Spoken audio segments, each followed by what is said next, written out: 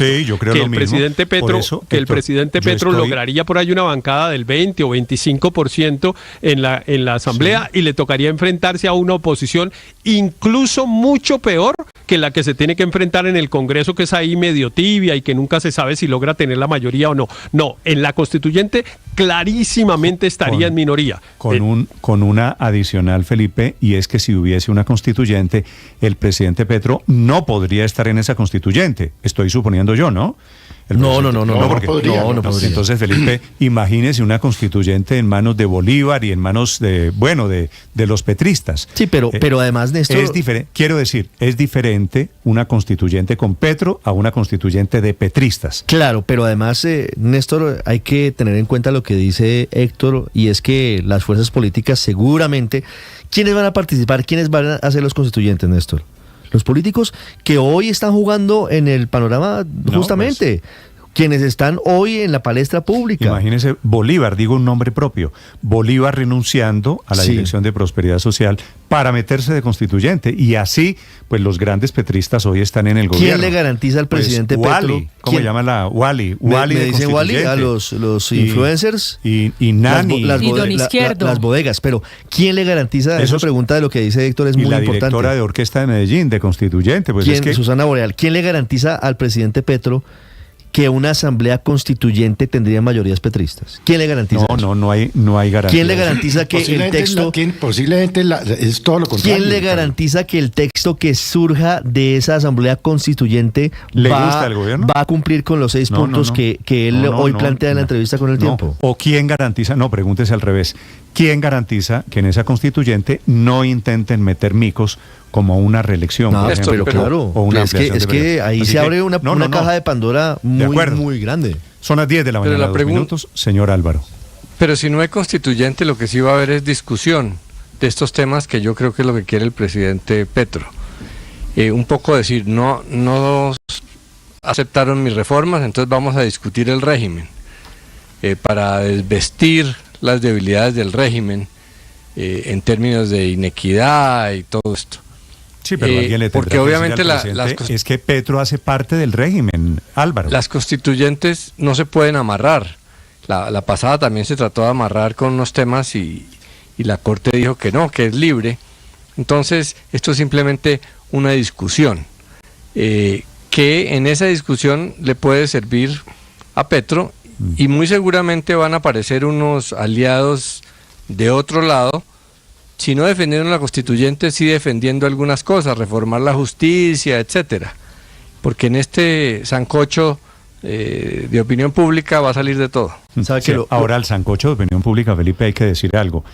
Ojalá en cualquier intento de constituyente aquí pase lo mismo que en Chile, y es que dejen la refrendación para la gente al final. Le gusta un modelo de constitución como ha sido pactado, que eso es lo que ha frenado el intento de la constitución del ¿Qué pasaría, por ejemplo, en el caso de que se apruebe la ley de punto final a través de la constituyente, como pretende el presidente? En la entrevista al Tiempo dice que si se logra darle mayor fuerza a la verdad y si se logra lo que él pretende con los grupos ilegales, entonces que él sí estaría de acuerdo en que se discutiera una ley de punto final para el conflicto a través de una constituyente. ¿Qué pasaría si aquí hubiese un indulto o una amnistía para todos? ¿Usted cree que eso si Colombia suscribió el Estatuto de Roma y no es posible amnistiar los crímenes más graves? ¿Qué tal una amnistía general o una ley de punto final en una constitución? 10 de la mañana, 4 minutos. La meto aquí, Ricardo, como opción de por qué el presidente Petro está interesado en el tema de una constituyente. Las 10:04 en Mañanas Blue. Estás escuchando Blue Radio.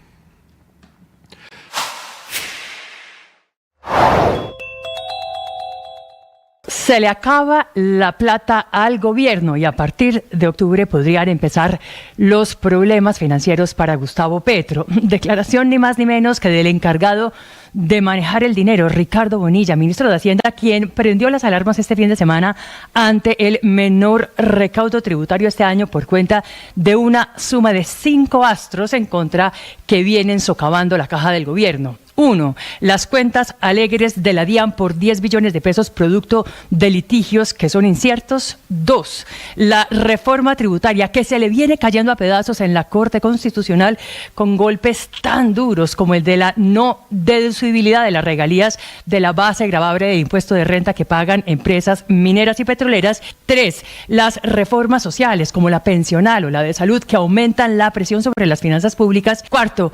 Un crecimiento económico muy flojo, que el año pasado logró esquivar la recesión con un dato de 0.6%, pero que este año arrancó también bastante flojo. Y 5, pero no menos importante, en materia de ingresos para el gobierno, pues el golpe que produce sobre la inversión anuncios que generan gran incertidumbre, como este de una nueva constituyente, la renegociación de las vigencias futuras para la financiación de obras de infraestructura o posibles cambios en la regulación de los servicios públicos domiciliarios.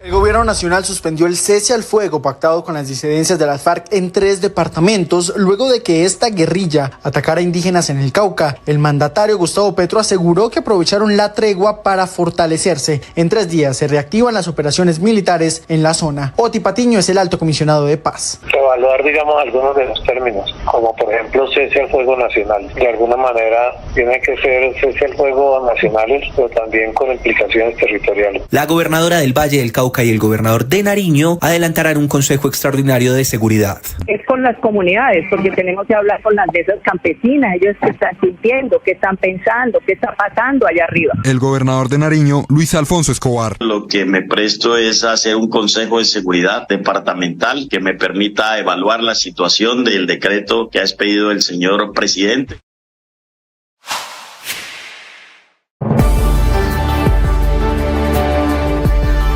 Esta es Blue Radio, la alternativa. 10 de la mañana, 7 minutos. Esta mañana se está cerrando oficialmente el escrutinio de las elecciones en Rusia.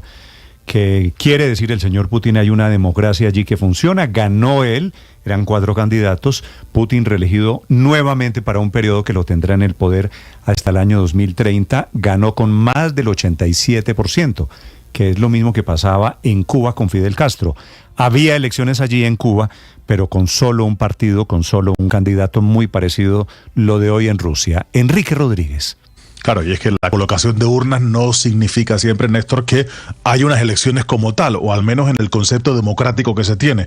A estas elecciones efectivamente se presentaba Vladimir Putin y otros 3 candidatos, pero en realidad esos 3 candidatos no tenían posibilidad alguna de ganar esas elecciones, no porque no tuvieran el favor de los electores, sino porque en Rusia no se dan las condiciones para considerarla una democracia plena. De hecho, ese 87,28% de los votos, esa es la cifra definitiva, nos da una idea de cómo de anormal es ese sistema electoral. El siguiente en ese recuento de votos era el candidato comunista, ha obtenido un 4,31% de los votos. Y pasa en Rusia algo que es ciertamente incluso hasta cómico. El propio Kremlin, es decir, la sede de la presidencia y de la jefatura del Estado, ha felicitado esta mañana a Vladimir Putin por un resultado electoral que todo el mundo sabía que se iba a producir. Aquí la única duda, como decíamos al inicio, de Putin contra Putin era saber por cuánto se iba a producir esa victoria. No ha habido, como digo, rival alguno para Vladimir Putin. La comunidad internacional, en la mayoría de sus miembros o aquellos que son democracias consolidadas, repudian este resultado y no van a reconocer de ninguna de las maneras la legitimidad de Vladimir Putin. Mientras tanto, el propio Putin comparecía esta madrugada ante los medios de comunicación y decía que estos resultados lo que muestran en realidad es la confianza de Rusia en su gestión, Néstor. Algo de cinismo allí, gracias Enrique. A propósito de reelecciones en Estados Unidos, el expresidente Trump dice que no tiene plata para pagar la caución de sus problemas judiciales. Desde Washington, Juan Camilo Merlano. Recordemos, Néstor, que es en el marco del proceso por fraude de carácter civil en Nueva York, donde de hecho la multa contra Trump es por $464 millones.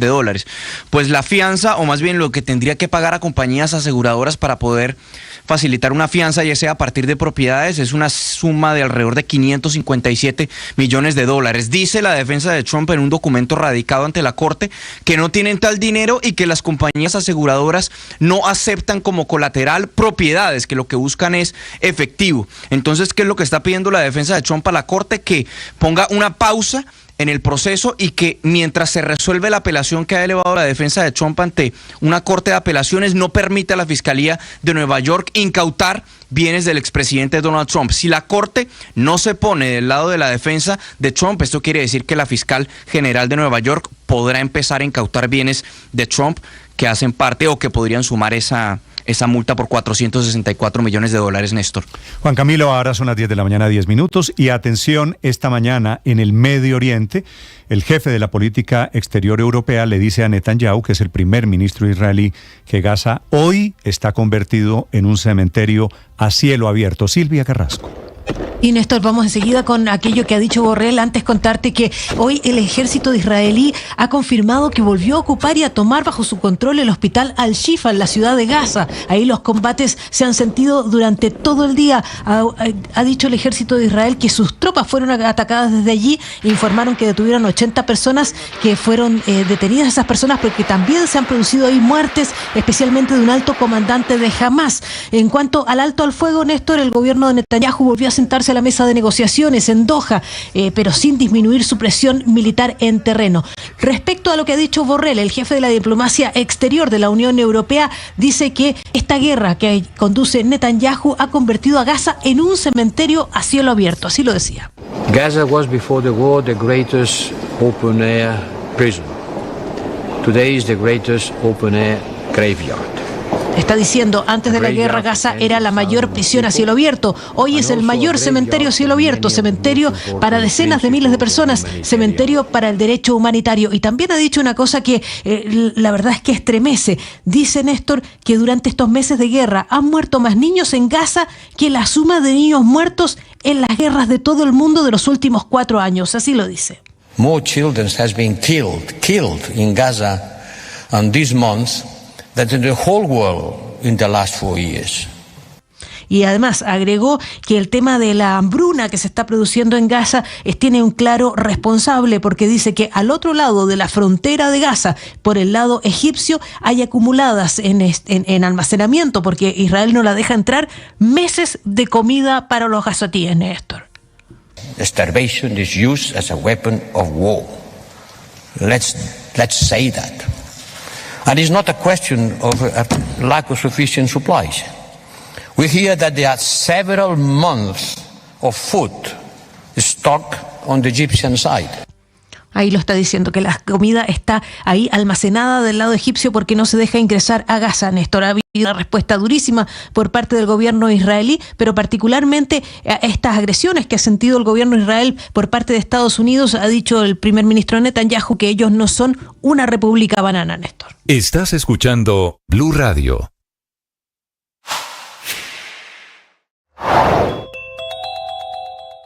Por segunda vez en un año, el gobierno suspendió el cese al fuego bilateral con la disidencia. La orden es del presidente Gustavo Petro luego del ataque del Estado Mayor Central a la minga indígena en Toribío, Cauca, que se enfrentó a ella intentando detener el secuestro de un menor de edad, un joven de 16 años de la institución educativa Sasteadero de esa población. El ataque fue de los hombres del Frente de Dagoberto Ramos al mando de Iván Mordisco y se dio cuando los indígenas retornaban a su territorio después del encuentro con el presidente Gustavo Petro en Cali.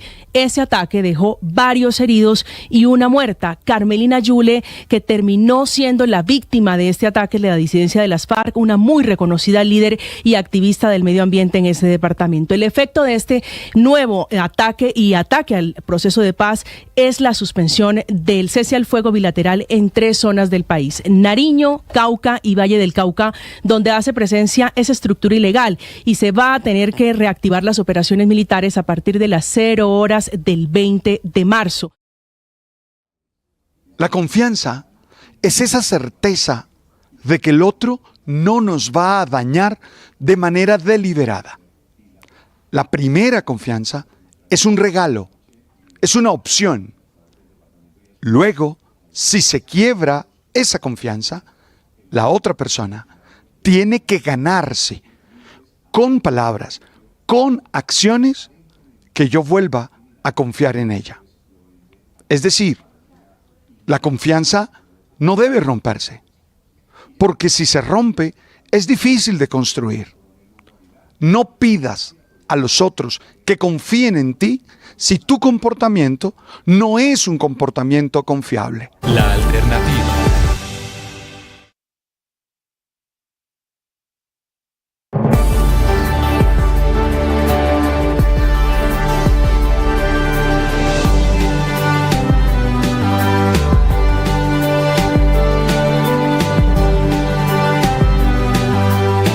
De la mañana, 15 minutos. Las noticias de la música y el entretenimiento también hoy lunes. Diana Medina. La canción no es fortuita, Néstor, es la canción más escuchada a este momento en streaming en Colombia y se la traigo por una razón en especial, y es que se ha revelado que Blessd, este artista paisa, es el último artista sorpresa que ha revelado el cartel del Festival Estéreo Picnic. Estará acompañando lo que va a ser la jornada del día sábado, un día que va a estar lleno de artistas urbanos. Va a estar Fade, va a estar Psycho, va a estar Tornal y también va a estar Blessd, y ha generado un poco de molestia en algunos asistentes, porque la banda que va a asistir también este sábado, Placebo, se queda un poquito sola en medio de un día que va a ser muy para el reggaetón, muy para el género urbano, pero que sienten esos asistentes, se quedan un poco cortos quienes van a ir por el rock al Festival Estéreo Picnic, Néstor. Y Fade es la contratación, el nuevo anuncio del Estéreo Picnic, que es Blessd, perdón. No Fade, Blessd, bueno, es que se parecen la música. Sí, un poco. Esta canción de hecho es de los dos. Esta canción están los dos y por eso de pronto hay las voces. ¿Cómo hace usted para diferenciar a...? Lo mío es el reggaetón. Me imagino. Quedamos entonces en que el Estéreo Picnic es esta semana, ¿verdad? Sí, señor. Vamos a tener Estéreo Picnic jueves, viernes, sábado, domingo. Recuerde, primera edición en la ciudad de Bogotá directamente, en el Parque Simón Bolívar. Y les vamos a estar trayendo datos interesantes, importantes acerca de movilidad, Estéreo artistas Picnic, y demás cositas. Que no es en el lugar por Sopó, No, ya no va a ser en Briseño, donde generalmente eso se realizaba. Esta vez es la primera vez que se hace en el Parque Simón Bolívar. Ya empezaron la adecuación de las tarimas y demás. Si usted está por la 63 o la 68, ya va a ver toda la estructura de las tarimas que se preparan para recibir a todos los asistentes. Diana, gracias. 10:17 minutos. Este entonces se llama Blessd. Blessd, sí, señor. Blessd con D al final. Blessd, el bendito le dicen, el bendito. El bendecido. Bendecido y afortunado. 10:17 minutos. Comportamiento del dólar esta mañana, Víctor.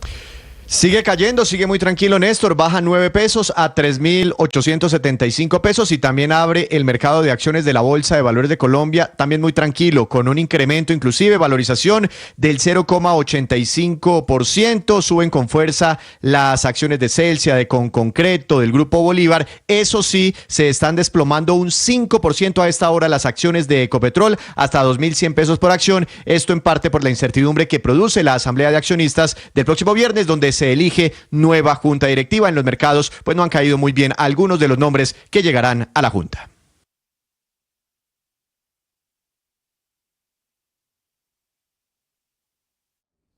La confianza es esa certeza de que el otro no nos va a dañar de manera deliberada. La primera confianza es un regalo, es una opción. Luego, si se quiebra esa confianza, la otra persona tiene que ganarse con palabras, con acciones, que yo vuelva a confiar en ella. Es decir, la confianza no debe romperse, porque si se rompe es difícil de construir. No pidas a los otros que confíen en ti si tu comportamiento no es un comportamiento confiable. Yo estoy seguro que tú eres una persona valiosa, que tú eres una persona capaz, que tienes muchas habilidades, muchas capacidades y tienes sueños que realizar.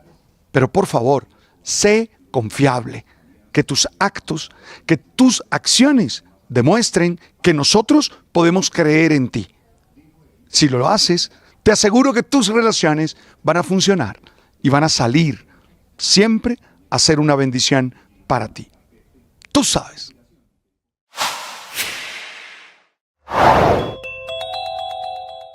Hoy en Mañanas Blue, el senador Miguel Uribe habló de la idea del presidente Gustavo Petro de una Asamblea Nacional Constituyente. Esta propuesta del presidente no se puede subestimar.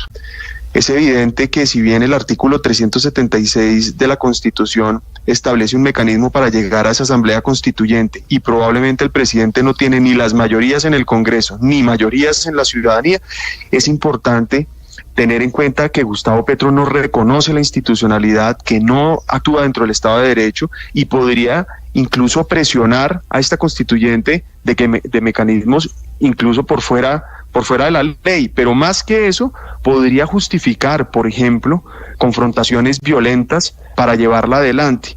Me parece que solo intentar esta Asamblea Constituyente le hace daño al país, genera incertidumbre, aumenta el riesgo de confrontación violenta y de corrupción, y que además termina siendo una amenaza primero al Congreso, porque dice, si no me aprueban, nos vamos a Asamblea Constituyente. Sigan esa información en bluradio.com. En Blue le ponemos cara a la radio.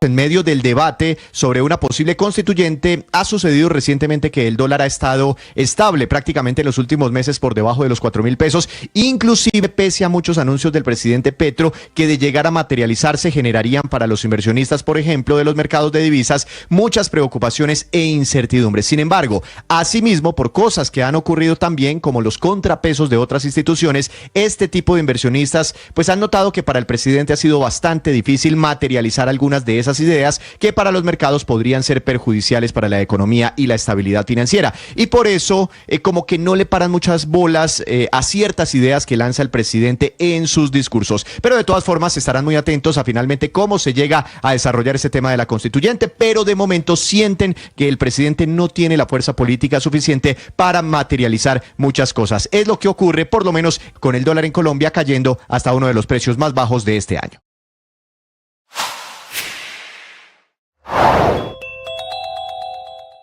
¿Qué piensa el exministro de Defensa Juan Carlos Esguerra sobre la idea del presidente Gustavo Petro de convocar una asamblea constituyente?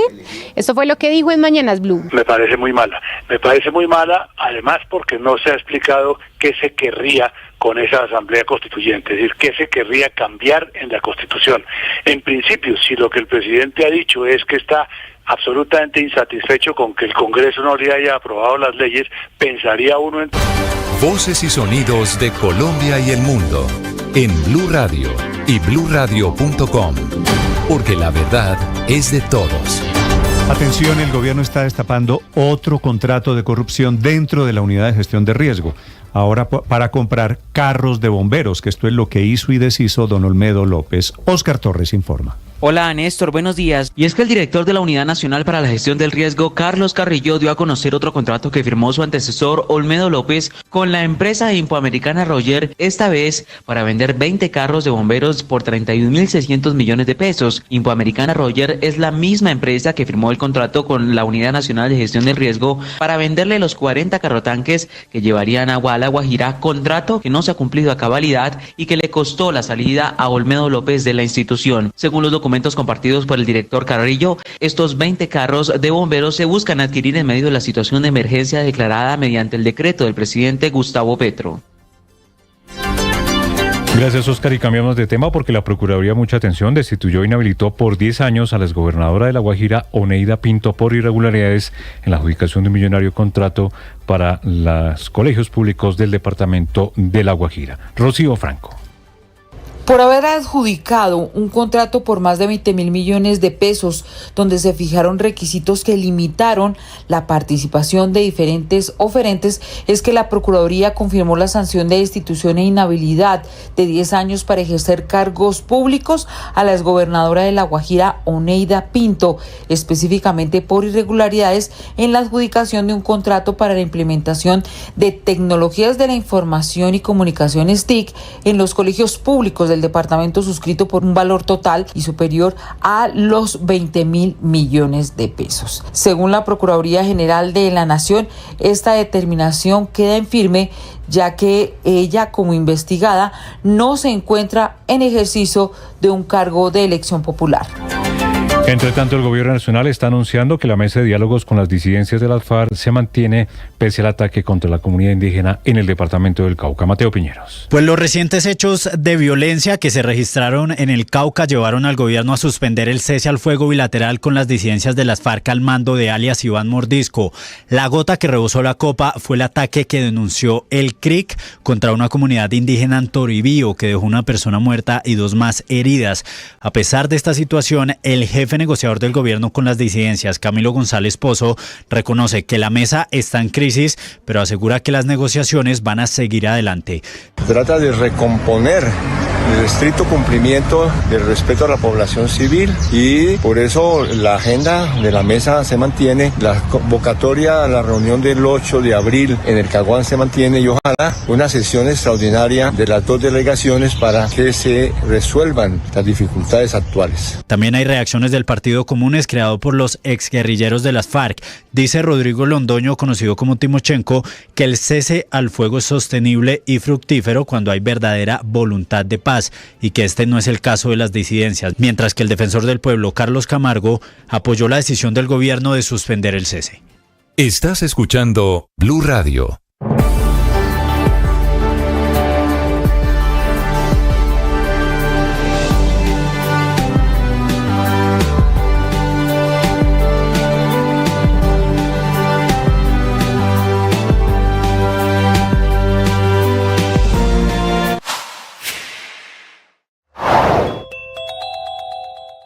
El presidente de la Cámara de Representantes, Andrés Calle, ¿apoya o no la idea del presidente Gustavo Petro de una constituyente?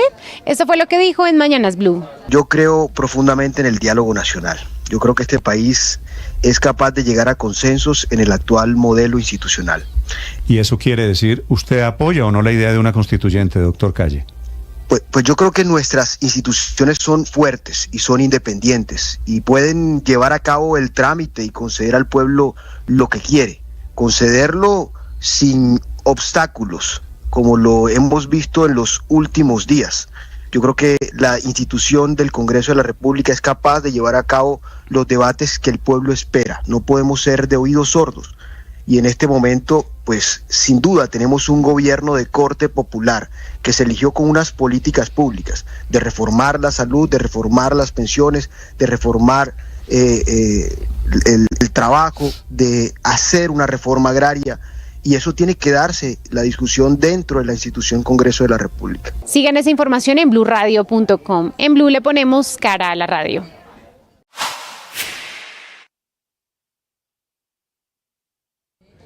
Reflexionemos sobre la siguiente pregunta. ¿Se puede acabar el amor en un matrimonio?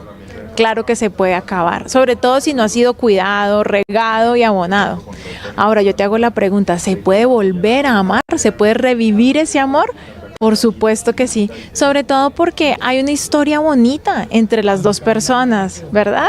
Hay un pasado, hay un día en el que se enamoraron, hay un momento en el que el uno al otro se ayudaron y fueron compañía. Revivir esos momentos nos puede hacer resolver esta pregunta, ¿realmente se acabó el amor? ¿O será mejor que los afanes de la vida, ¿no? Los dolores sin sanar, esas heridas que van quedando por ahí, han ido apagando la llama? Mujer, antes de tomar la decisión de divorciarte, yo te recomiendo que analices si fue que se acabó el amor y ya no está, o si es que está tapado entre otras cosas, entre los problemas del día a día, y puede ser que puedas volver a amar, no solo a tu pareja, sino a ti. Te hago esa pregunta, ¿cómo estás amándote a ti misma? ¿Cómo te sientes tú contigo misma? Por eso en mi libro El arte de ser esposas te invito a conocerte, a reconocerte. Hay un ejercicio aquí que te lo voy a dejar y es dibújate a futuro. ¿Cómo es esa mujer del futuro? ¿Cómo sueña ser? Y ahí tú puedes ver si quieres estar sola o si quieres estar con ese hombre que tal vez sí es el amor de tu vida. En Blue le ponemos cara a la radio.